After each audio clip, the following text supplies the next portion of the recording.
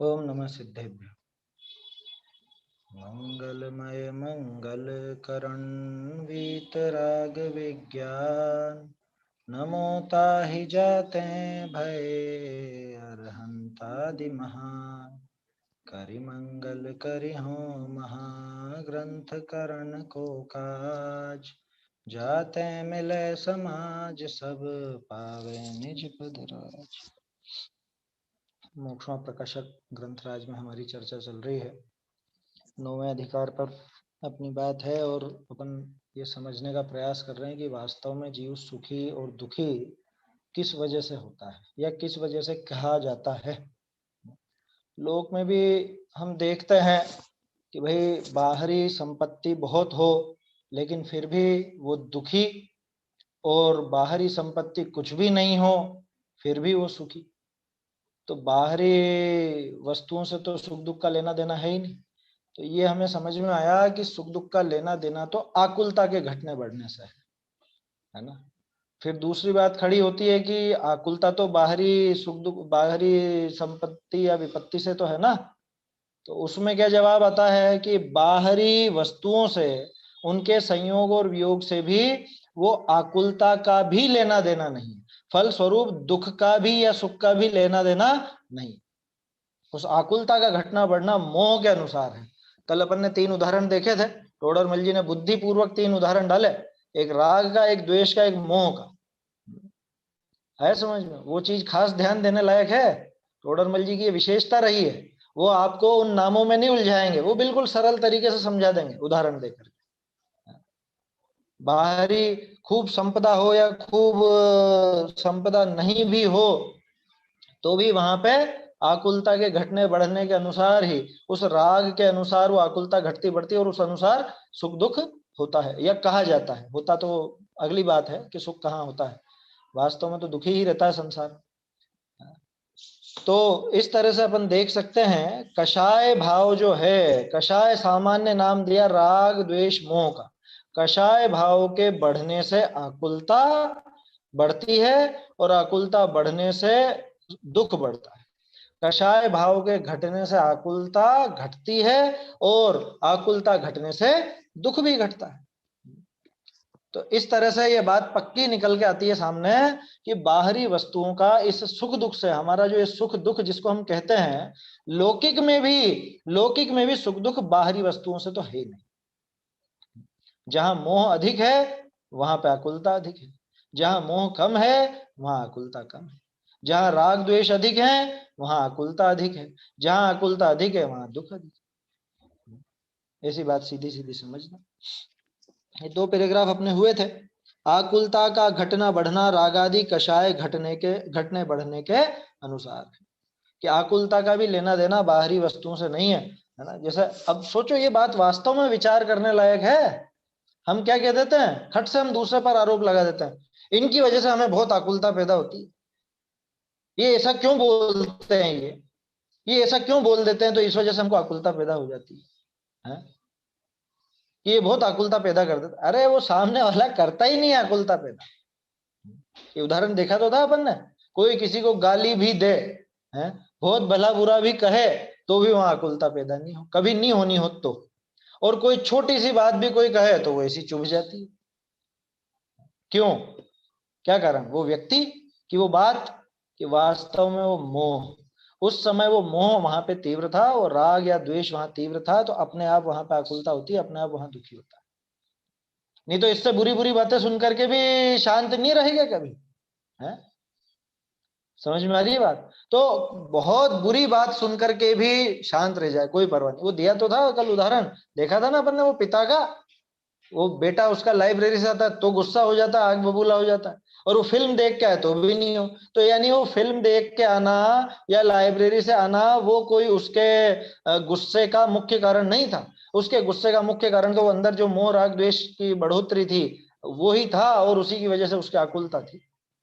तो ये वास्तविक बात है ना, कि ये ऐसा बोलते हैं तो हमको बहुत आकुलता होती है, ये ऐसा कह देते हैं तो हमको बहुत आकुलता। एक तो ये कहने सुनने की बात आई थी, ये द्वेष का उदाहरण था। एक वो रुपए पैसे की बात आई थी, वो राग का उदाहरण था, है ना।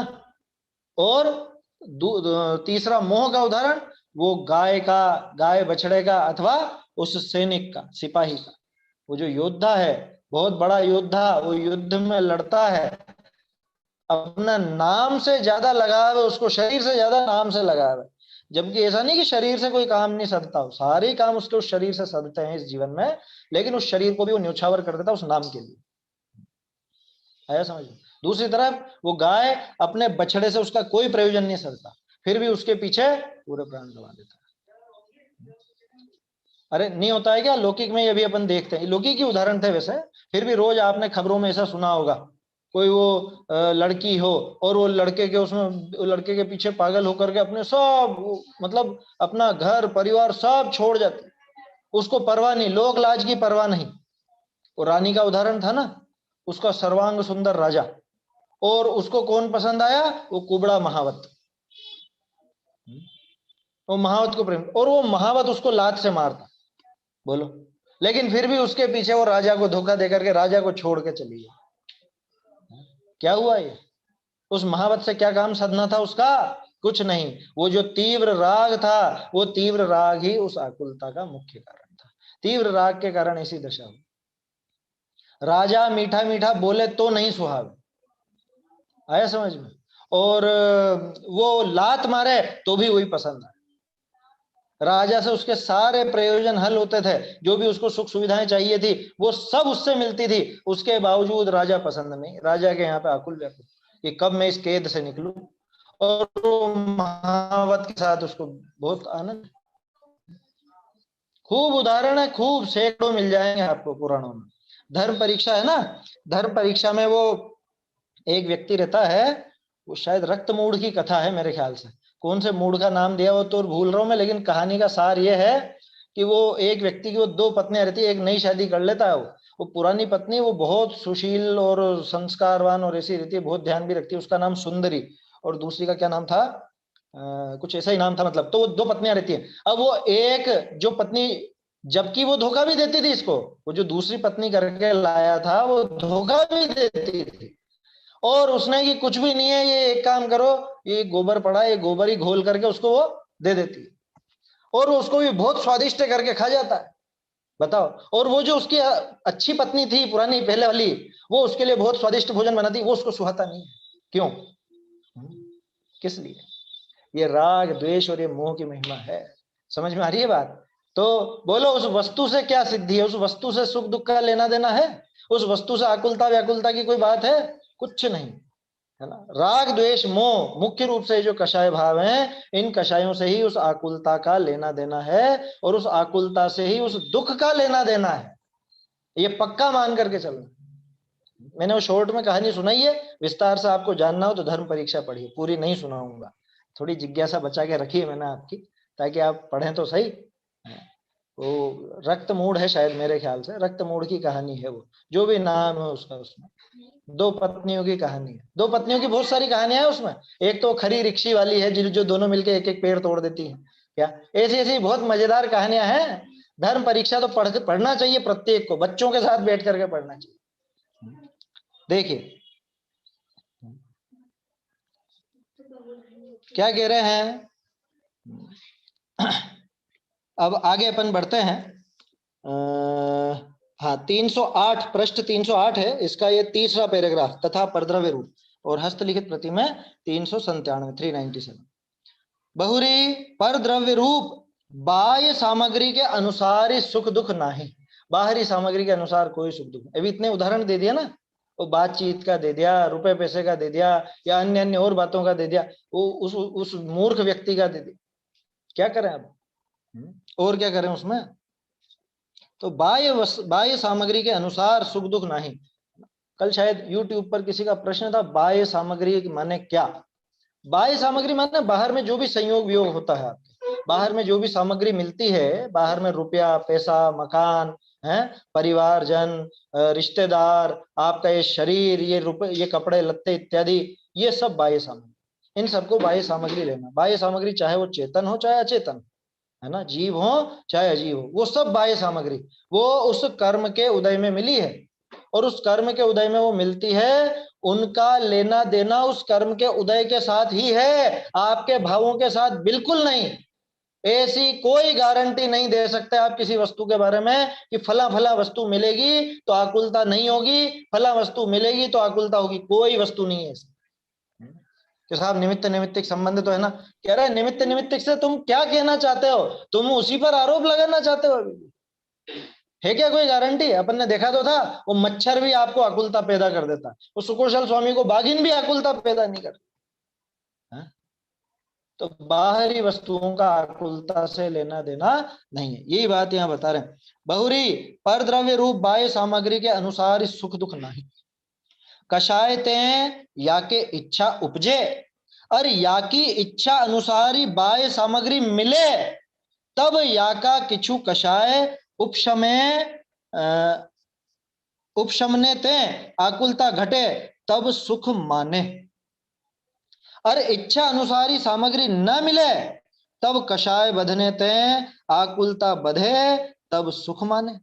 सो है तो ऐसे, और यह जाने मोकों परद्रव्य के निमित्त ते सुख दुख हो। सो ऐसा जानना भ्रम ही है। ताते यहाँ ऐसा विचार करना जो संसार अवस्था विषय किंचित कषाय घटे सुख मानिए ताको हित जानिए। तो जहां सर्वथा कषाय दूरी भय व कषाय का कारण दूरी भय परम निराकुलता होने करी अनंत सुख पाइए, ऐसी मोक्ष अवस्था को कैसे हित न मानिए। देखो यहां भी आत्मा का हित मोक्ष ही है, इसी बात की सिद्धि हो रही। वो जो मोक्ष है वो मोक्ष दशा परम निराकुलता रूप है, इसकी सिद्धि कर रहे हैं अभी भी यहाँ पर। वो प्रकरण हालांकि पहले हो चुका, वो समझा चुके टोडरमल जी, लेकिन यहाँ पे और विस्तार से उसको बता क्या कह रहे हैं कि पर द्रव्य रूप बाह्य सामग्री के अनुसार सुख दुख नहीं है। क्या होता है कि कषाय ते या के इच्छा उपजे, कषाय से इसके इच्छा होती है, ठीक है। अब मान लो मुझे तो कोई वस्तु बहुत प्रिय है, समझ लो कोई मिठाई बहुत प्रिय है ना। अब वो मिठाई मुझे खाने की बहुत, मान लो रसगुल्ला या गुलाब जामुन मान लो, तो गुलाब जामुन खाने की बहुत तीव्र इच्छा हो रही है, ये कषाय पैदा हुई, ठीक है, ये कषाय है, लोभ है ना। ये गुलाब जामुन खाने का लोभ, गुलाब जामुन खाने की इच्छा जो मेरे हुई बहुत तीव्र, गुलाब जामुन खाना, गुलाब जामुन खाना, गुलाब जामुन खाना। अब बाहर में कुछ ऐसा योग बना कि इधर से तो मेरे पुण्य का उदय था और वो गुलाब जामुन मिल गए, ठीक है, और मैंने उनको खा लिया। और इधर क्या हुआ, इधर वो कषाय भी घटी। ध्यान रखना, कषाय किसकी वजह से घटी? गुलाब जामुन की वजह से कि नहीं, वो कर्म का उदय जो तीव्र था वो मंद हुआ है। ये काम एक साथ हुए हैं। समझ में आ रही है बात? गुलाब जामुन खाने की तीव्र इच्छा थी, उसकी वजह से आकुलता थी, दुख था। ज्यादा समझो तो छोटे बच्चे का उदाहरण ले लो, छोटा बच्चा जिद्दी पड़ जाता ना, दिलाओ दिलाओ दिलाओ, ये चीज दिलाओ, ये गुलाब जामुन दिलाओ, या जो भी चॉकलेट दिलाओ, पीछे पड़ गया, रोने लगा, बहुत आकुल व्याकुल। अब जब उसको दिलाई गई, उस समय उस चॉकलेट के मिलने से उसकी आकुलता घटी है क्या है? वो अंदर कषाय भाव घटा तो आकुलता घटी। ये बारीकी समझना, यहाँ बहुत एकदम बारीक संबंध नजर आएगा। असल में क्या है, एक साथ दो तीन जगह काम हो रहा है। इसको ऐसा समझो, वो काकताली न्याय है ना, काकताली न्याय सुना होगा आप सबने।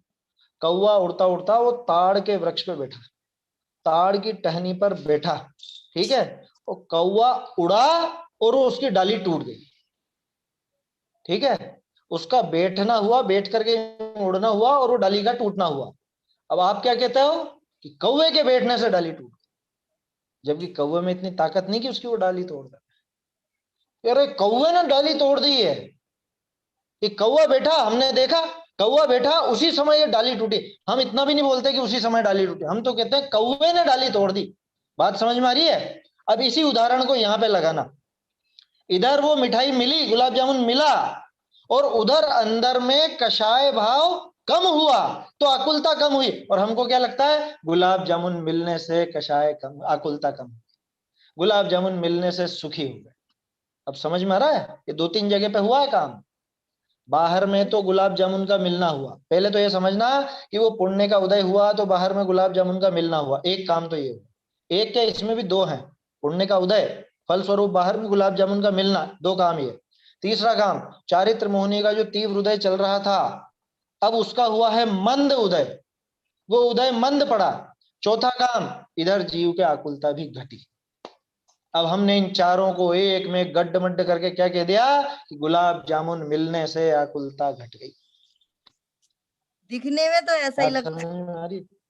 तो यही तो कह रहा हूं मैं, दिखने में ऐसा ही दिखता है कि कौवे के बैठने से डाली टूट गई। समझ में आई बात? आपका छोटा सा बच्चा हो 6 महीने का, क्या आपने गोद में ले रखा, आप मटकी के पास आए, अब वो मटकी उसी समय टूटनी थी और बच्चे का हाथ रखना हुआ, बस बच्चे के हाथ रखने से टूटी हो। और इसने तो बचपन में मटकी फोड़ दी थी। आप ऐसे ऐसे सुना होगे आपके रिश्तेदारों को बातें, इसने तो बचपन में मटकी फोड़ दी थी। अरे उसने क्या फोड़ दी, उसमें थोड़ा ताकत थी मटकी फोड़ने की, वो मटकी में बहुत पहले से दरार थी और उस टाइम पर वो पानी के वजन से फूटनी ही थी और उसी समय उसका हाथ रखना हुआ। सिर्फ ये काम सब एक साथ हुए हैं और हमको क्या लगता है इसकी वजह से काम हुआ। बात समझ में आ रही है ना? नहीं आए तो पूछ लेना, ये बहुत बढ़िया प्रकरण है और समझने लायक है। होता क्या है और हम क्या मान लेते हैं। हुआ तो ये 3-4 स्तर पर है काम। वो कर्मों का काम अलग हुआ है, आत्मा में ये चारित्र गुण में आकुलता का घटना ये अलग हुआ है, बाहर में उस वस्तु का मिलना ये अलग हुआ है। सब अलग अलग द्रव्य की परिणति, गजब की बात है। वो आकुलता का बढ़ना या घटना ये अपने चारित्र गुण का परिणमन, ठीक है। उधर वो कर्म का वैसा उदय होना वो कार्मण वर्गणा का परिणमन, उधर बाहर में वो वस्तु का मिलना या बिछड़ना वो उस वस्तु का परिणमन। इतने अलग अलग द्रव्यों का परिणमन, और हम खट से आरोप लगा देते हैं इसकी वजह से तो आकुलता हुई, इसकी वजह से आकुलता दूर, इसकी वजह से तो हमें सुख मिला, इसकी वजह से दुख मिला। बताओ समझ में आ रही है बात? अब उदाहरण को थोड़ा सा पलटते हैं अपन, थोड़ा सा पलटते हैं। मान लो इधर वो चारित्र मोह का जो उदय था वो तो तीव्र चल ही रहा था, ठीक है ना। उसके पीछे तो ये आकुल व्याकुल हो ही रहा था कि मुझे तो ये वस्तु चाहिए, ये गुलाब जामुन चाहिए ही चाहिए। अब इधर से पुण्य का उदय भी आ गया, गुलाब जामुन भी मिल गया, गुलाब जामुन भी मिल गया और ये खा भी रहा है, लेकिन इसके वो चारित्र मोह का उदय मंद नहीं हुआ है। अब क्या होगा? अब वो गुलाब जामुन सुख का जनक होगा या नहीं है? अब नहीं होगा। कि ऐसा कैसे हो सकता है? होता है ना, आपने बहुत प्रसन्नता से बनाया, सब करा और ये सब करा, खा भी रहे हो, लेकिन अपने ही कोई रिश्तेदार ने कुछ ऐसी बात कह दी और आपको उसी समय चुभ गई। अब वो गुलाब जामुन का स्वाद तो गया एक तरफ, अब वो गुलाब जामुन तो रह गया एक तरफ, वो जो पसंद था आपको, जिसके पीछे इतने आकुल व्याकुल हो रहे थे, वो तो एक तरफ रह गया। अब वो दूसरी आकुलता खड़ी होगी, ये कैसे दिन, ये क्यों ऐसी बात कर देते हैं? समझ में आ रही है बात? अब बोलो गुलाब जामुन सुख का कारण है या नहीं है? अगर होता तो फिर वो उस बात से आप दुखी कैसे हो गए? समझ में आ रही है बात? ऐसा है, ये टोडरमल जी ने बहुत बारीकी से काफी ढंग से समझाया है। अपन ने तो ये थोड़े बहुत उदाहरण लेकर के ये गुलाब जामुन घुसा करके समझने का प्रयास किया है इसमें, तो देखना इसको बहुत अच्छे से समझने की कोशिश कीजिए। क्या कह रहे हैं? बहुरी परद्रव्य रूप बाह्य सामग्री के अनुसार सुख दुख नहीं, बिल्कुल भी नहीं। कषाय ते या के इच्छा उपजे, इधर तो कषाय भाव हुआ है ना, कषाय ते या के इच्छा उपजे, दो काम ले लेना इसमें, एक तो कर्म का भी ले लेना, चारित्र मोहनी का तो उदय आया और इधर इसके इच्छा के इसके इच्छा पैदा हुई, ठीक है। अब तीसरा काम, इसके अनुसार बाह्य सामग्री मिले, वो अन्य द्रव्य आ गया, वो बाहरी द्रव्य आ गया, वो सामग्री मिल जाए, तब या का किछु कषाय उपशमने ते आकुलता घटे। इस लाइन को ढंग से पढ़िए, क्या ये आकुलता घटे किसके साथ लगाना, किससे आकुलता घटी? वो कषाय उपशमने ते आकुलता घटी या वो बाह्य सामग्री मिलने ते आकुलता घटी? क्या लिखा है? बाह्य सामग्री मिली है ये बिल्कुल अलग काम, उसका आकुलता घटने से कोई लेना देना नहीं है, लेकिन जिस समय वो बाहरी सामग्री मिली उसी समय इसके कुछ कषाय उपशमने ते, कषाय का उपशमन होने से, उस कषाय भाव के मंद होने से तब इसके आकुलता घटती है और तब ये सुख मानता है। बोलो ऐसा ही होता है ना? वास्तविकता है ना ये? नहीं आए समझ में तो भले फिर ले लेंगे अपन, कोई जल्दी नहीं है अपने को, ये बारीकी से समझना है। हमारे साथ जो बाहरी परिस्थितियां बनती हैं, जो भी अनुकूल या प्रतिकूल हमारे साथ परिस्थितियां बनती है, हम खट से क्या सोच लेते हैं, इनकी वजह से हम सुखी या इसकी वजह से हम दुखी। जबकि होता क्या है, वो 3-4 स्तर पर काम हुआ है। कर्मों का काम कर्मों में हुआ, और वो जो आकुलता का घटना बढ़ना वो अपने चारित्र मोह का परिणमन है, वो उस अनुसार हुआ, और उसके हिसाब से उस सुख दुख का होना या नहीं होना वो लगेगा। इधर आकुलता बढ़ती है तो दुख बढ़ता है, आकुलता घटती है तो दुख घटता है। कब? बाहरी सामग्री मिलने पर कि नहीं मिलने पर, कुछ भी हो बाहरी सामग्री, बाहरी सामग्री मिले चाहे ना मिले, लेकिन इधर आकुलता अगर घटी है तो दुख भी घटेगा, और आकुलता अगर बढ़ी है मिलने पर भी तो दुख भी बढ़ेगा ही बढ़ेगा। समझ में ही बात, ऐसा होता है। बहुत बढ़िया सिस्टम और बहुत सुंदर पैराग्राफ है। अभी इसके साथ अपन 2-3 अलग अलग पेज के और देखेंगे, आपको आनंद आएगा वो समझने से। देखो क्या कह रहे हैं, आकुलता घटे तब सुख माने, और अब इसका अपोजिट, और इच्छा अनुसार सामग्री न मिले, है ना, न मिले तो इसकी आकुलता बढ़ती, ऐसा कि नहीं, वो काम अलग हुआ है, वो काम अलग हुआ है। इच्छा के अनुसार बाह्य सामग्री नहीं मिलना ये बाहर का काम, लेकिन उसी समय क्या हुआ, तब तब तब माने उसी समय, कषाय बधने ते आकुलता बधे, तब दुख माने है, तब दुख माने। सो है तो ऐसे, है ना, होता तो ऐसा ही है। हुआ क्या था, इधर तो कौवे का बैठना हुआ और उस डाली का टूटना हुआ अपने आप, है ना। बैठने से डाली का टूटना नहीं हुआ है, बैठना, कौवे का बैठना वो अलग क्रिया, डाली का टूटना वो अलग द्रव्य की अलग क्रिया। आया समझ में? या वो बच्चे का जो उदाहरण लिया था, इधर तो वो मटकी का कमजोर होकर के फूटना वो मटकी की अलग क्रिया, और इधर उसी समय, तत्काल उसी समय उस बच्चे का उस पर हाथ रखना ये बिल्कुल न्यारी, है ना, अलग अलग है ना। फिर से, और इच्छा के अनुसार सामग्री न मिले तब कषाय बधने ते आकुलता बधे, कषाय बढ़ने से आकुलता बढ़ती है, तब दुख माने सो है तो ऐसे, और ये जाने कि मोको परद्रव्य के निमित्त ते सुख दुख हुए। इसने बीच की एक वो चीज गायब कर दी, इस पूरी की पूरी चेन में एक काम जो आकुलता घटने बढ़ने का हो रहा था उसको गायब कर दिया और वाक्य बना दिया। सही वाक्य क्या है, बाहर में वस्तु का संयोग मिला, उसी समय आकुलता घटी तो इसके दुख घटा। ठीक है, सही वाक्य ये है। और हम इसको क्या बना देते हैं, बाहर में वो वस्तु के मिलने से आकुलता घटी, घट गया, तो मिलने से नहीं है, उसका मिलना हुआ और इसका भी उसी समय मिलना हुआ। समझ में ही बात, ये दोनों में बारीकी समझना। ये एक समय होने वाली क्रियाएं हैं जिसको हम कारण कार्य समझ लेते हैं, उस सुख दुख का कारण उस पर लगा देते हैं, बाहरी अनुकूल या प्रतिकूल संयोग या वियोग पर। समझ में आ रहा है दोनों में अंतर? होता ऐसा है कि उसी समय ये दो जगह के अलग अलग काम हुए हैं, उसी समय अलग अलग काम हुए हैं और हमने उसको इसका कारण बना दिया। बोलो, बच्चे के कारण मटकी फूटी, कौवे के कारण डाल टूटी, कि बिल्कुल नहीं, एक काल में हुआ है ना, एक काल में हुआ है। आप उसको समकाल कह सकते हो लेकिन कारण कार्य नहीं कह सकते। बात समझ में आ रही है? और हम कहते क्या है कि ये कारण था, इसी की वजह से हुआ, इसी की वजह से मुझे सुख मिलता है, इसी की वजह से मुझे दुख मिलता है।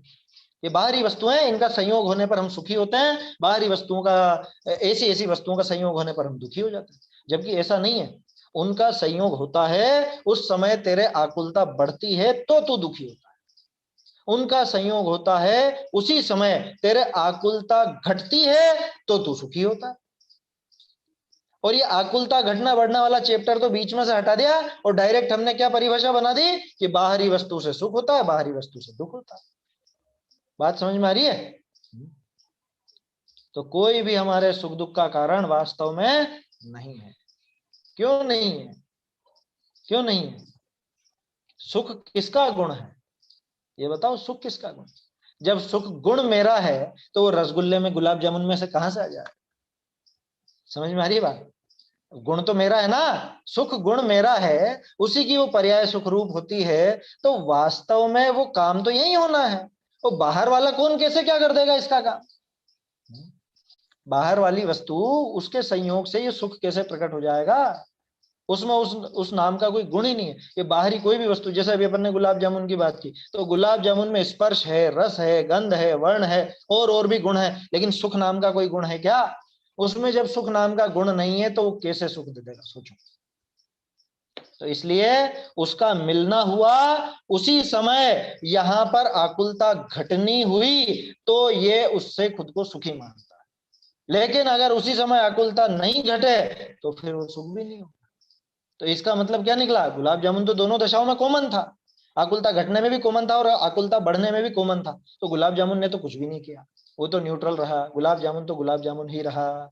लेकिन इधर इसके आकुलता घटी तो फल स्वरूप इसके दुख घटा, और इधर इसके आकुलता बढ़ी, फल स्वरूप इसके दुख बढ़ा। तो वास्तव में सुख दुख का कारण कौन? बाहरी वस्तु है? बाहरी वस्तु बिल्कुल भी नहीं है, वो आकुलता है ना।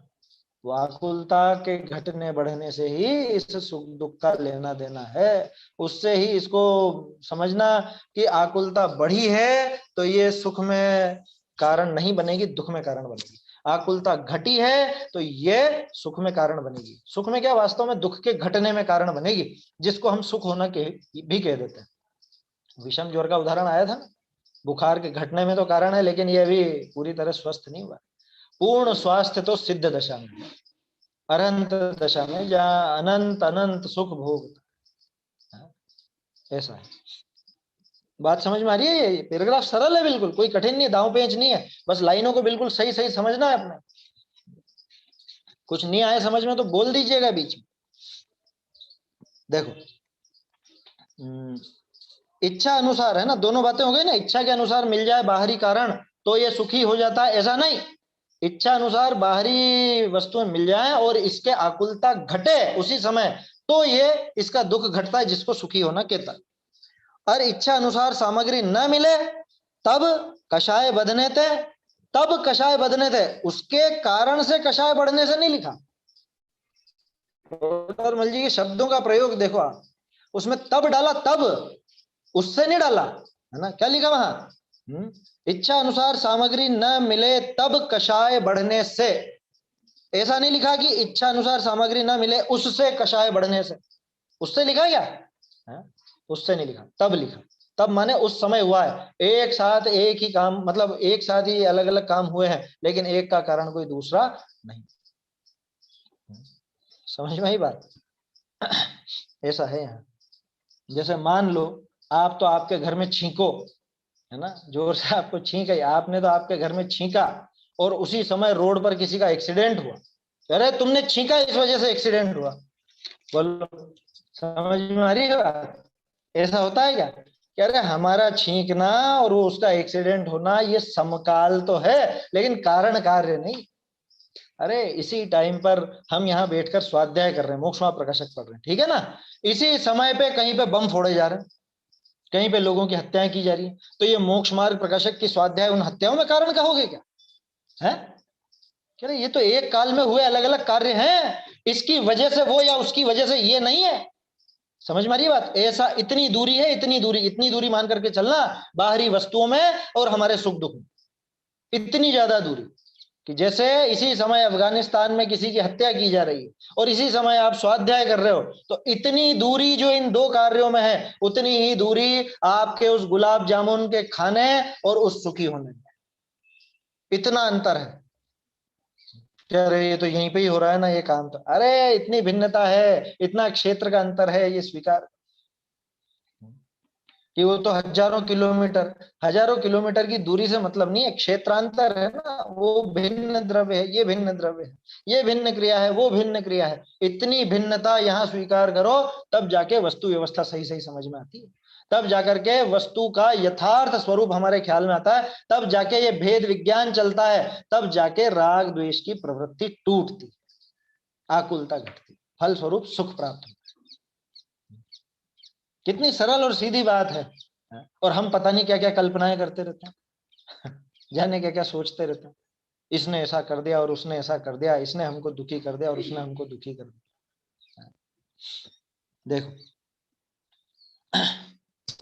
इच्छा अनुसार सामग्री ना मिले तब कषाय बधने ते आकुलता बधे, तब दुख माने सो हे तो ऐसे, और ये जाने मोकों पर द्रव्य के निमित्त ते सुख दुख हो।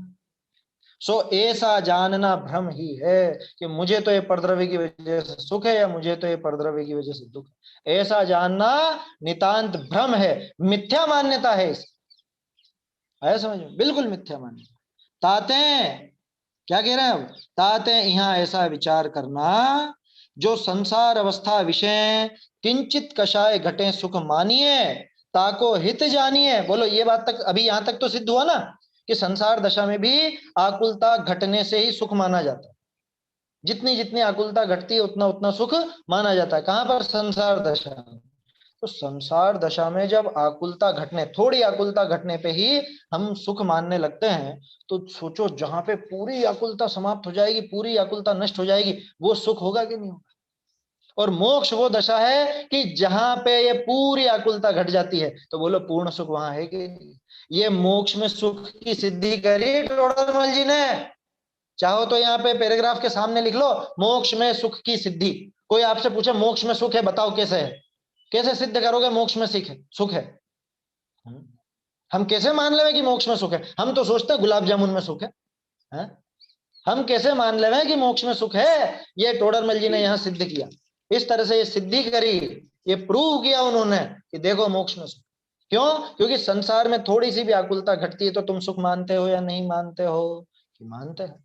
आकुलता बढ़ने पे दुख मानते हो या नहीं, कि मानते हैं। तो आकुलता माने दुख हुआ ना सिद्ध, और वो मोक्ष में रंच मात्र भी आकुलता नहीं है, आकुलता का पूरा नाश हो जाता है, पूरी तरह समाप्त हो जाती है, तो वहां सुख होगा कि नहीं। ताते शिवमग लाग्यो चाहिए, इस वजह से मोक्ष मार्ग में लगना, क्योंकि वास्तव में वहीं पर सुख। क्या कहते हैं यहाँ ऐसा विचार करना, ठंडे दिमाग से एक तरफ बैठ करके सोचना, 2 मिनट के लिए सोचना, भले ये स्वाध्याय के बाद ही सोचना, चाहो तो अभी सोचो। क्या सोचना, कि जो संसार अवस्था विषय किंचित कषाय घटे सुख मानिए। अभी कैसा लग रहा है आपको, है? अभी कैसा लग रहा है, अच्छा लग रहा है कि नहीं लग रहा है स्वाध्याय करते हुए। क्यों लग रहा है, कि अभी आकुलता ऐसी नहीं है बिल्कुल भी, तो बिल्कुल शांत परिणाम चल रहा है, अच्छा लग रहा है ना। क्या भाव करते हैं, ऐसे भाव हमेशा चलते रहे, अपन यही सोचते हैं ना अपन। तो आप सोचो जब आकुलता घटने पर आपको सुख लगा, तो जहां रंच मात्र भी आकुलता नहीं रहेगी, वहां कैसा गजब का सुख होगा। और उस मोक्ष में वो गजब का सुख है, वहां पर रंच मात्र भी आकुलता नहीं, ऐसे सिद्धि होती। यहाँ ऐसा विचार करना है ना, जो संसार अवस्था विषय किंचित कषाय घटे सुख मानिए, ताको हित जानिए। उसको भला जानते हैं कि नहीं। ये जो अभी आपके शांति चल रही है मन में, ये भली लग रही है कि नहीं लग रही है, इसको भला जानते हो, तो फिर तो जहां सर्वथा कषाय दूर भय व कषाय का कारण दूर भय, दोनों चीजें आ गई। सर्वथा जहां कषाय दूर हो जाए, अभी तो मंद कषाय में हमको सुख लग रहा है, तो जहां सर्वथा, सर्वथा, सर्वथा माने हर प्रकार से, हर प्रकार से जहां पर कषाय दूर हो जाए, एक बात। दूसरी बात, कषाय के जो कारण हैं, कौन, वो कर्म, कर्मों की बात आई थी ना पहले, पीछे सिद्ध की थी ना 2 एक पेज पहले टोडरमल जी ने। तो ज्ञानावर्णी वगैरह सारे के सारे, मुख्य रूप से तो मोहनी और उसके सहायक कर्म वो बाकी के साथ। तो जहां उसके इस कषाय के सारे कारण भी दूर हो जाएं, परम निराकुलता होने करी अनंत सुख पाई है, जहां अत्यंत परम निराकुलता है और अनंत सुख है, ऐसी मोक्ष अवस्था को कैसे हित न मानिए। ऐसी मोक्ष दशा को कैसे हित नहीं मानोगे भैया। इसलिए हम कहते हैं कि मोक्ष ही आत्मा का हित है, आत्मा का हित मोक्ष ही है, अन्य कुछ भी आत्मा का हित नहीं है। क्यों? क्योंकि आत्मा का हित सुख है, और वो सुख निराकुलता से, और निराकुलता पूरी की पूरी मोक्ष में। इसी चीज को बिल्कुल अच्छी तरह से सुगठित करके दौलत राम जी ने पंक्ति लिख दी, आत्म को हित है सुख, सो सुख आकुलता बिन कहिए, और आकुलता शिव माही न ताते शिवमग लागी होती। आया समझ में? तो दौलत राम जी ने वो पद्य रूप में लिखा है मोक्षमा प्रकाशक, ऐसा समझना। एक ही लाइन के सितारे हैं ये समझ भाई बात। टोडरमल जी, दौलत राम जी, अरे सब ज्ञानियों का एक मत होता है, अनंत ज्ञानी हो ना उनका एक मत, और एक अज्ञानी हो उसके अनंत मत होता है। वो मूर्ख जैसे कभी क्या कहता है, कभी किसमें सुख खोजता है, कभी किसमें सुख खोजता है, उसको समझ में नहीं आती सुख मिलता है, परेशान होकर भटकता रहता। ऐसा है। आया समझ में? ये उसको कैसे हित रूप न माने तो क्या सिद्ध हुआ? कुल मिला के बात ये सिद्ध हुई कि आकुलता घटने बढ़ने से ही वास्तव में सुख दुख का लेना देना। अब इसके साथ मैं कुछ पेजों पर आपको ये जो 2 पैराग्राफ थे इनसे संबंधित बातें दिखाता हूं। सबसे पहले तो आप निकालो पेज नंबर 7 कि वस्तुओं से सुख दुख नहीं है, आकुलता घटने बढ़ने से सुख दुख है। पहला अधिकार पेज नंबर 7।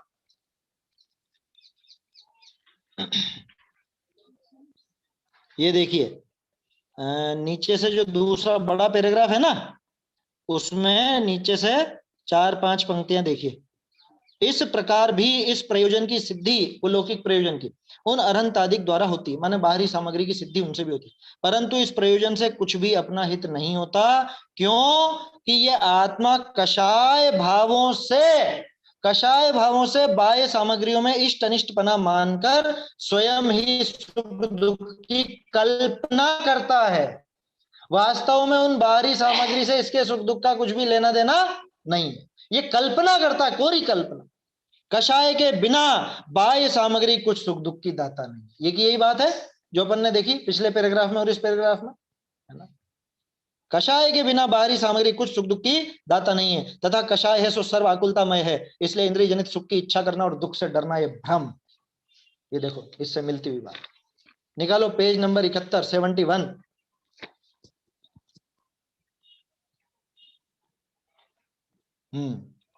बहुत बढ़िया है। तो बोल्ड है लाइन, बीचों बीच में एक बोल्ड लाइन दे रखी है। इसलिए सुखी दुखी होना इच्छा के अनुसार जानना बाह्य कारण के अधीन नहीं है। मिल गई? ये बोल्ड दे रखी ना, मोटे अक्षरों में है ये पंक्ति, बीच में ही है। बीच में क्या मतलब? ये बीच वाले पैराग्राफ की आखिरी पंक्ति है।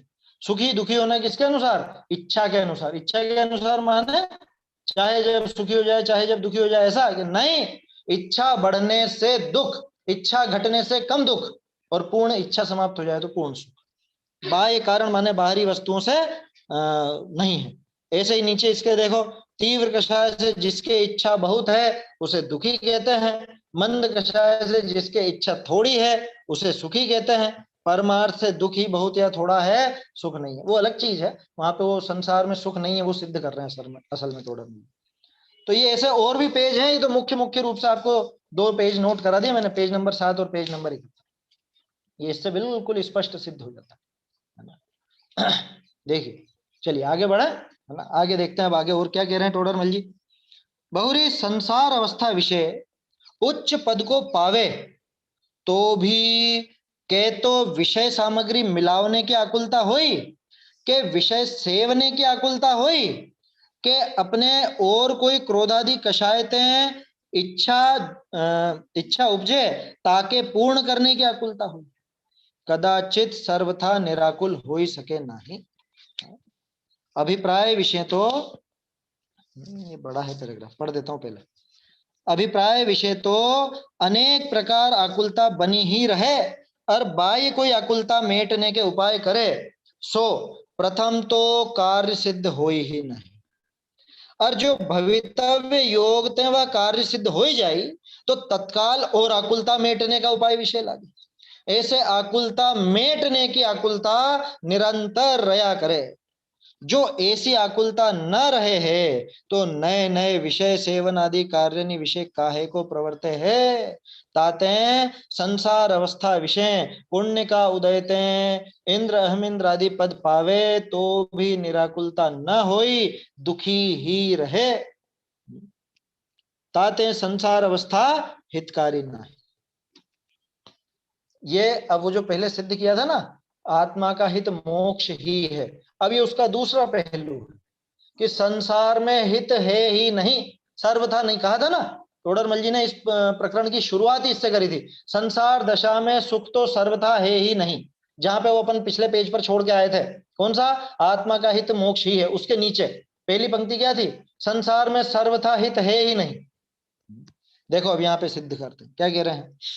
बहुरी संसार अवस्था विषय, संसार दशा में उच्च पद को भी पाले हुए, बड़ा ऊंचा पद भी मिल जाए इसको तो भी के तो विषय सामग्री मिलाने की आकुलता, या तो नई नई चीजें जुटानी है, मुझे ये भी पाना है, ये भी पाना है, ये भी पाना है, बंगला बनाऊंगा है, एक बंगला बने न्यारा, और वो गाड़ी भी लेकर के आऊंगा है, सब चीजें होनी चाहिए, आभूषण भी होने चाहिए, और जमीन भी खरीदूं, और ये भी और वो भी। बोलो इच्छाएं रुकती है कभी?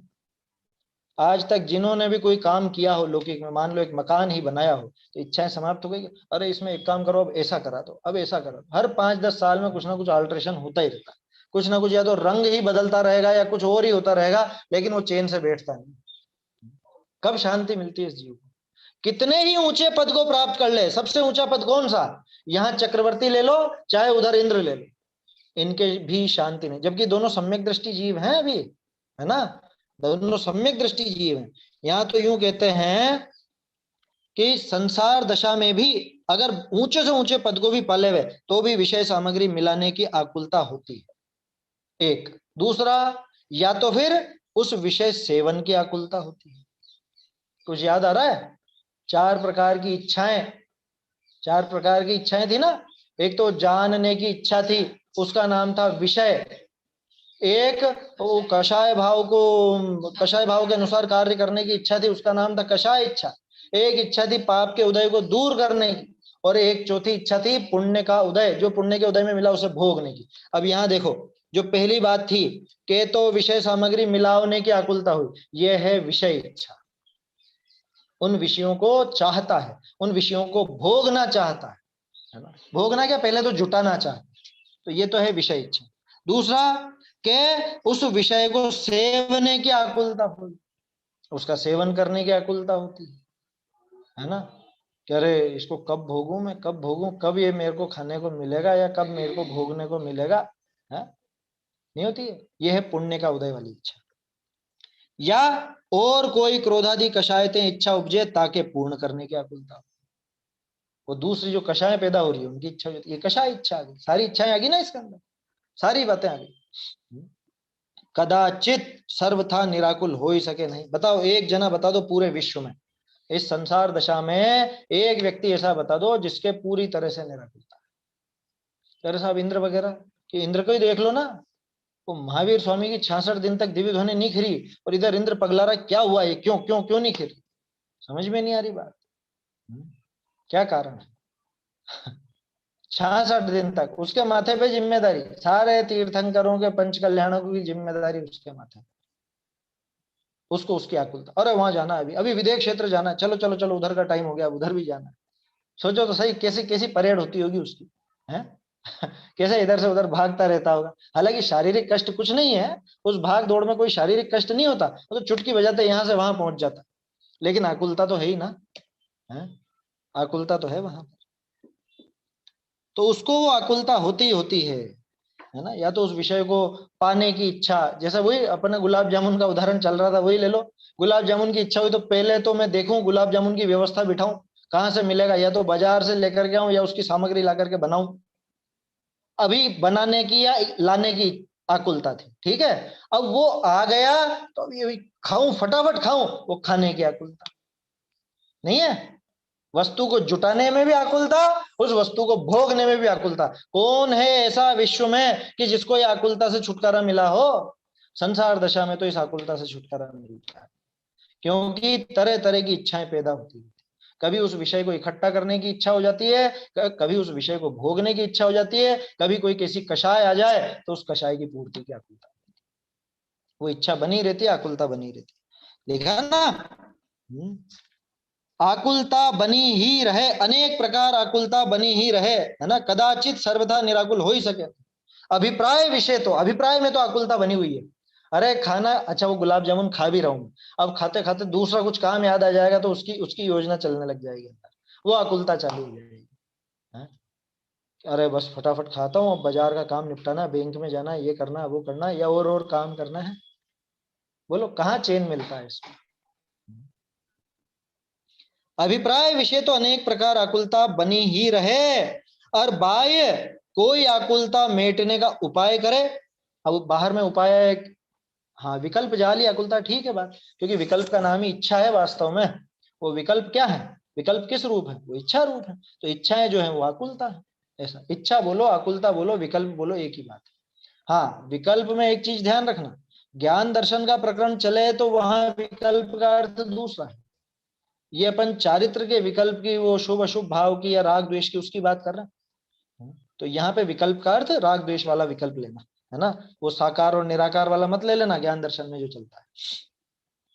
क्या कहते हैं कि अभिप्राय विषय तो अनेक प्रकार आकुलता बनी ही रहे, और बाह्य कोई आकुलता मेटने के उपाय करे, बहुत सी आकुलता को मिटाने के उपाय करता है, सो प्रथम तो कार्य सिद्धि होए नहीं। पहली बात तो इसके वो काम सिद्ध होता ही नहीं। क्यों नहीं होता? कि अरे वो अलग द्रव्य है, ये अलग द्रव्य है, इसके चलाने से थोड़ी ना चलेगी वो वस्तु, इसके अनुसार थोड़ी ना परिणाम है। ये बात तो पहले ही देख चुके हैं अपन, 306 पे भी देख चुके हैं, उसके पहले 48 और 52 पे भी देख चुके हैं। ये इसके अनुसार नहीं है, वो भिन्न द्रव्य है, वो अपने अनुसार परिणमन करेगा। है आया समझ में? तो पहली बात तो कार्य की सिद्धि होती नहीं। और मान लो बाई चांस भवितव्य योगते होनहार से वह कार्य सिद्ध हो जाए, अगर वो कार्य की सिद्धि हो भी जाए तो तत्काल और आकुलता मेटने का उपाय विषय लाए। वही गुलाब जामुन आ भी गया और खा भी रहे हो तो तत्काल ही दिमाग में अगली योजना चालू हो जाएगी, है ना। मुझे कोई विशेष ऐसे प्रिय नहीं है, नहीं तो आप लोग सोचो गुलाब जामुन को ही खींचे जा रहे हैं इतनी देर से। समझ में आ रही है बात? वो तो एक उदाहरण है, उसी से समझ लो, बाकी अलग बदल बदल करके कहाँ ले। तो भवितव्य से अगर मान लो अपन ने चाहा और वैसा काम बन भी गया, पहली बात तो बनता नहीं, सर्वथा नहीं बनता, है ना, लेकिन बन भी गया मान लो बाई चांस, तो इसको तत्काल ही दूसरी आकुलता खड़ी हो जाती है। आकुलता मेटने के उपाय विषय लगे, ऐसे आकुलता मेटने की आकुलता लो, आकुलता मिटाने की आकुलता और कुछ नहीं, तो आकुलता मेटने की आकुलता निरंतर रहा करे, निरंतर इसके आकुलता मिटाने की आकुलता लगी रहती है। माने एक तो उस विषय को भोगने की आकुलता, उस विषय को जुटाने की आकुलता, कषाय हो गई उसके हिसाब से काम करने की आकुलता, अब ये जो आकुलता हो रही है इसको मिटाने की आकुलता। इसीलिए तो लिखा, मैं आकुल व्याकुल हो लेता, व्याकुल का फल व्याकुलता है। आकुलता मिटाने का भाव भी वो व्याकुलता। ऐसे जो ऐसी आकुलता न रहे है तो नए नए विषय सेवन आदि कार्य विषय काहे को प्रवर्ते है। ये तर्क मालूम कहाँ का है? ये प्रवचन सार जी का तर्क है। आचार्य ने सिद्ध किया कि वो देव वगैरह महादुखी हैं, क्योंकि अगर वो दुख नहीं हो, अगर वो आकुलता नहीं हो, तो ये उन विषयों में क्यों रमते हैं। रमंती विषयेषु रम्येषु, ऐसी करके गाथा है, आया समझ में? अगर उनके अंदर में वो आकुलता नहीं हो, वो उस आकुलता से दुख से पीड़ित नहीं होते, तो क्यों छलांगे मारते इन विषयों में। ये विषय भोग भोग रहे हैं, इसका मतलब ही ये है कि इसको हृदय में भयंकर आकुलता है। उसमें वो अलग अलग उदाहरण दिए क्या, कि जिसको वो बहुत सारे उदाहरण है उसके अंदर, वो एक उसका है कि जिसको कान का दर्द मिट गया हो, वो ऐसा वो बकरे का मूत्र उसमें डालेगा कान। ये देशी औषधि बताई जाती, आचार्य का उदाहरण है, मेरा नहीं है ना। पहले चला करता था, कान में भयंकर दर्द हो तो बकरे का उसमें मूत्र डाल दिया जाता, उससे वो मिट जाता है। ये बताओ, बकरे का मूत्र अत्यंत बेकार है ना, अत्यंत बेकार है, कोई हाथ लगाना भी पसंद नहीं करे, अब उसको कान में डाल रहा है, इसका क्या मतलब है? इसका मतलब है कि इसके कान में भयंकर दर्द है। ऐसे ही ये विषय तो महाबेकार है ना, महाबेकार है ना, बकरे के मूत्र के समान। फिर ये देव ये इन विषय भोगों में क्यों लगते हैं? इसलिए लगते हैं क्योंकि अंदर इनके आकुलता की पीड़ा जबरदस्त, वो दुख भयंकर रूप से भी बना हुआ है, उसके निराकरण के लिए ये इन रमंती विषयेषु रम्येषु, इन रम्य विषयों में रमण करते, रम्य इन ये कहते हैं, प्रवचन सार जी की कथा। देवों का इसीलिए लिया क्योंकि इंसान को तो कह दो कि साहब इंसानों को तो कहाँ विषय भोग ज्यादा मिलता है, यार देवों को मिल रहे हैं तो वो सुखी हैं क्या? कि वो सुखी नहीं है, वो वास्तव में अंदर से भयंकर दुखी हैं, इस वजह से तो छलांग लगाते हैं। ऐसा है। देखो समय हो रहा है ना, तो बहुत बढ़िया तर्क है, अंडरलाइन करने जैसा है। अगर ऐसी आकुलता नहीं है तो नए नए विषय सेवन आदि कार्यों में क्यों लगते हैं? क्यों लगता है? नए नए विषय सेवन में क्यों लगता है? नई नई चीजें क्यों जुटाता है? जिसके जितना ज्यादा परिग्रह, जिसको जितने ज्यादा विषय चाहिए, समझना वो उतना ही ज्यादा दुखी है अंदर से, इसलिए जुटाता है। पहले से मिल गया वो अलग बात है, ध्यान रखना, उदाहरण वो मत लेना कि अरे साहब पिछले पुण्य के उदय से मिल जाए, तो वो मिल गया वो अलग बात है। लेकिन ये जो जुटाने की इच्छा करता है, मैं ये भी लाऊं, ये भी लाऊं, ये भी लाऊं, ऐसा करूं, वैसा करूं, मकान में ये कर दूं, वैसा कर दूं, शादी भी ऐसे कर दो, इसके मन में भयंकर दुख है, आकुलता जबरदस्त है, तभी जाकर के ये ऐसे पागल की तरह बाहर लग रहा है ना। समय ज्यादा हो गया है, पैराग्राफ क्या, हो गया, बस ये एक लाइन और है। ताते संसार अवस्था विषय पुण्य का उदयते इंद्र अहमिंद्र आदि पद पावे तो भी निराकुलता न होई, दुखी ही रहे। संसार दशा में कोई भी ऊंचे से ऊंचा पद हो, अहमिंद्र कह तो दिया, अब इससे बड़ा और क्या लेना। संसार में अहमिंद्रों से ऊंचा कौन, मतलब पुण्य के मामले में पुण्य तो सबसे ज्यादा इन्हीं के। अहमिंद्र आदि पद पावे तो भी निराकुलता न होई, है ना, दुखी ही रहे। ताते संसार अवस्था हितकारी नहीं। टोडरमल जी में जबरदस्त, मतलब एमबीए वगैरह तो क्या लगे, इतनी जबरदस्त बुद्धि थी। इनको अगर मोक्ष के मार्ग में लगाना है तो सबसे पहले तो मोक्ष में क्या लाभ है वो सिद्ध किया, उसके बाद मोक्ष मार्ग में तो तब लगेगा ना जब संसार मार्ग से छूटेगा, तो संसार में कुछ भी फायदा नहीं है ये सिद्ध किया कि यहाँ से छूट और उधर मोक्ष मार्ग में लग, क्योंकि यहाँ तेरा रंच मात्र भी भला नहीं है। यहाँ तू ऊंचे से ऊंचा पद भी पालेगा तो भी उस आकुलता के कारण निरंतर दुखी ही बना रहे, और उस मोक्ष मार्ग में लगेगा तो आकुलता घटने से सुखी हो जाएगा। ये इतनी बात अभी अपनी हुई, है ना। आगे मोक्ष अवस्था में क्या नहीं है क्या है वो थोड़ा सा और बच रहा है, इस पैराग्राफ को फिर अपन आगे कल देखेंगे। निज निधि निज में बताई यह अनंत उपकार है, इसके लिए जिन वाणी माँ को वंदना शत बार है, वंदना शत बार है।